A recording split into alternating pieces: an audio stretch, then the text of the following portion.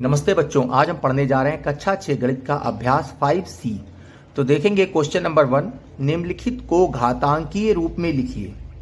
ध्यान रखेंगे घातांकीय रूप में लिखना है हमें। तो सबसे पहले जो भी हमारे पद दिए हैं जैसे c गुणे सी गुणे सी गुणे सी गुणे सी, तो हम इसको काउंट कर लेंगे। ठीक है, ध्यान रखेंगे गुणा में घातें जुड़ती हैं।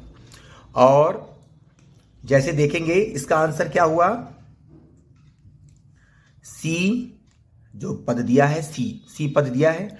अब देखेंगे कितनी बार दिया है, तो देखेंगे 1 2 3 4 5। ध्यान रखेंगे गुणा के रूप में दिया हो, अगर प्लस बीच में होगा तो नहीं, गुणा के रूप में दिया हो सी गुणे सी गुणे सी गुणे सी, तो उसको काउंट कर लीजिए 1 2 3 4 5 और उतनी घात ऊपर लगा दीजिए। ठीक है, ये हमारा आंसर हो गया। देखते हैं क्वेश्चन नंबर 1 का दूसरा सवाल। 5 गुणे ए गुणे ए गुणे बी गुणे बी गुणे बी। देखो, एक जैसे पद गुणा के रूप में जितनी बार होंगे उनको उतनी बार ऊपर लिख दिया जाएगा घात के रूप में। जैसे 5, ठीक है, ये इसके बाद देखो बढ़ेंगे ए, देखिए कितनी बार है, ए 2 बार है तो ए की घात 2। ये जो ऊपर लिखा जाता है इसको घात बोलते हैं। ठीक है, इंग्लिश में पावर बोलते हैं, हिंदी में घात। अब देखेंगे बी कितनी बार लिखा है, गुणे बी 1 2 3। ठीक है, तो हमारा आंसर क्या आ गया, 5a² या 5a की घात 2 गुणे b की घात 2। इसको इस तरीके से भी लिख सकते हैं, 5a की घात 2 और b की घात 2। अगर बीच में आप कोई निशान नहीं लगाएंगे तो समझ लीजिएगा गुणे का निशान है। ठीक है, अगर आप इसमें गुणा लगा देते हैं तब भी ठीक है, अगर गुणा हटा भी देंगे, अगर बीच में कोई निशान नहीं होता अलग अलग पदों में, तो समझ लीजिए बीच में गुणा का निशान ही है। बढ़ेंगे अगले सवाल पर। देखेंगे क्वेश्चन नंबर 1 का तीसरा सवाल। 7 गुणे 7 गुणे 7। देखिए बहुत ही सरल है, अभी मैंने बताया था। देखेंगे गिनेंगे कितने हैं, 1 2 3, 7 3 बार लिखा है तो 7 की घात 3। ठीक है, 7 की घात क्या हो गई, 3। ये हमारा आंसर हो गया। बढ़ेंगे अगले सवाल पर।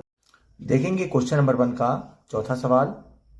टी गुणे टी गुणे वाई गुणे वाई। बहुत ही सरल है। देखेंगे टी पद कितनी बार है, देखिए 2 बार है तो t²। ठीक है, और वाई पद कितनी बार है, 2 बार है तो y²। इसको इस रूप में लिखेंगे फिर t² y²।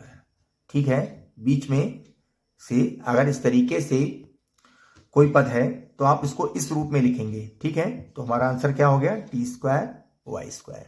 बढ़ेंगे अगले सवाल पर। देखते हैं क्वेश्चन नंबर 2, निम्नांकित को गुणा के रूप में लिखिए। अभी पहले सवाल में हमने घात के रूप में था, अब घात के सवाल है तो उसको गुणा के रूप में लिखना है। ठीक है, वही सवाल को हमने उल्टा करके इसमें दे दिया है। तो इसको देखेंगे क्वेश्चन नंबर 2 का पहला सवाल, a² b²। तो कैसे लिखेंगे इसको, a गुणे, देखिए 2 बार है, घात कितनी है, a की घात 2, तो 2 बार लिखेंगे।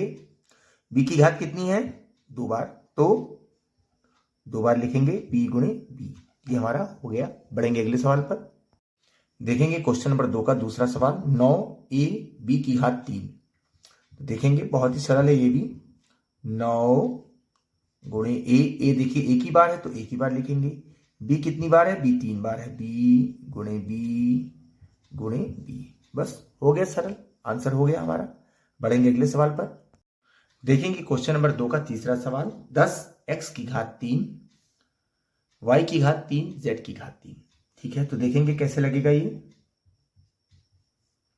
10 लिख लिया। अब देखिए x कितनी बार है, 3 बार, तो x की घात 3 है मतलब, तो 3 बार लिखेंगे गुणे x गुणे x।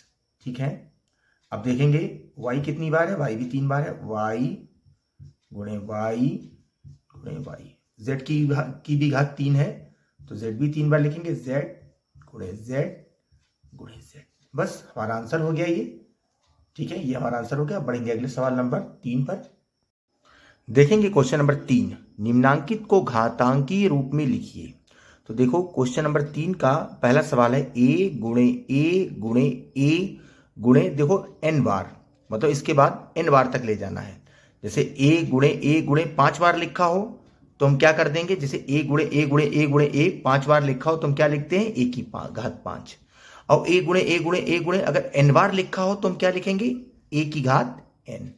जरा फिर से समझिए मेरी बात, अगर a गुणे 6 बार लिखे हम तो हम क्या लिख देंगे, a की घात 6। और a गुणे अगर हम n बार लिखेंगे मतलब n बार तो क्या हो जाएगा, a की घात n। ठीक है, फिर देखिए b गुणे n बार तो क्या हो जाएगा, सेम वही ऊपर वाला सवाल, b की घात n। ठीक है, अब ये देखेंगे, ध्यान रखेंगे, गुणा में घातें जुड़ती हैं, भाग में घातें घटती हैं। देखिए 3 गुणे 3, देखिए 3 2 बार है तो क्या आ जाएगा, 3 की घात 2। 4 2 बार है तो 4 की घात 2। ठीक है, a 2 बार है तो a की घात 2। ठीक है, देखेंगे चौथा सवाल इसका, क्वेश्चन नंबर 3 का, a की घात कितनी है, a मतलब कितनी बार है, 1 बार। तो 1 बार तो 1 किसी भी के ऊपर नहीं लिखा जाता है, तो क्योंकि ये 1 खुद ही है। ठीक है, जब 1 से ऊपर अगर घात होती है तो लिखी जाती है, 1 सिंगल है तो 1 नहीं लिखा जाएगा। ठीक है, तो a इसके बाद क्या है, s गुणे s भी 1 बार है तो 1 नहीं लिखा जाएगा ऊपर कुछ, a गुणे s गुणे t कितनी बार है, 2 बार, तो t को हम 2 बार लिखेंगे। ठीक है, चूंकि ये सब अलग अलग पद हैं इसलिए हम इसको इस फॉर्म में भी लिख सकते हैं, a s t की घात 2। ठीक है, ये हमारा आंसर हो गया। इसका आंसर ये था, इसका आंसर ये था, इसका आंसर ये था, इसका आंसर ये है। ठीक है, बढ़ेंगे सवाल नंबर 4 पर। देखेंगे क्वेश्चन नंबर 4, यदि एक व्यक्ति की वर्तमान आय रुपए a है, उसकी आय प्रतिवर्ष b गुना हो जाती है, 3 वर्ष बाद उसकी आय कितनी होगी। तो देखेंगे, व्यक्ति की वर्तमान आय बराबर कितनी है, a रुपए।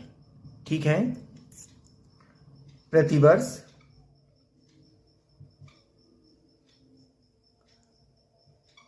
आय में वृद्धि होती बराबर b गुना। ठीक है, कितनी होती है, b गुना, इसलिए 3 वर्ष बाद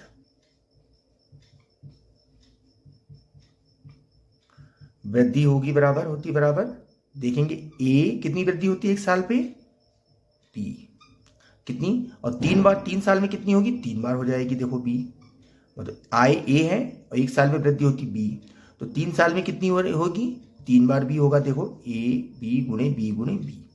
ठीक है, तो देखिए इसको किस रूप में लिख सकते हैं, a b गुणे 3 बार है तो b की घात 3। तो हमारा क्या आ गया आंसर, a गुणे b की घात 3, ये हमारा आंसर हो गया। ठीक है बच्चों, इसी के साथ पूरा अभ्यास हमारा समाप्त होता है। मिलेंगे अगले अभ्यास पर, तब तक पढ़ते रहिए, आगे बढ़ते रहिए, देश को विकास के रास्ते पे ले जाइए। जय हिंद, जय हिंदी, जय भारत। नमस्ते बच्चों।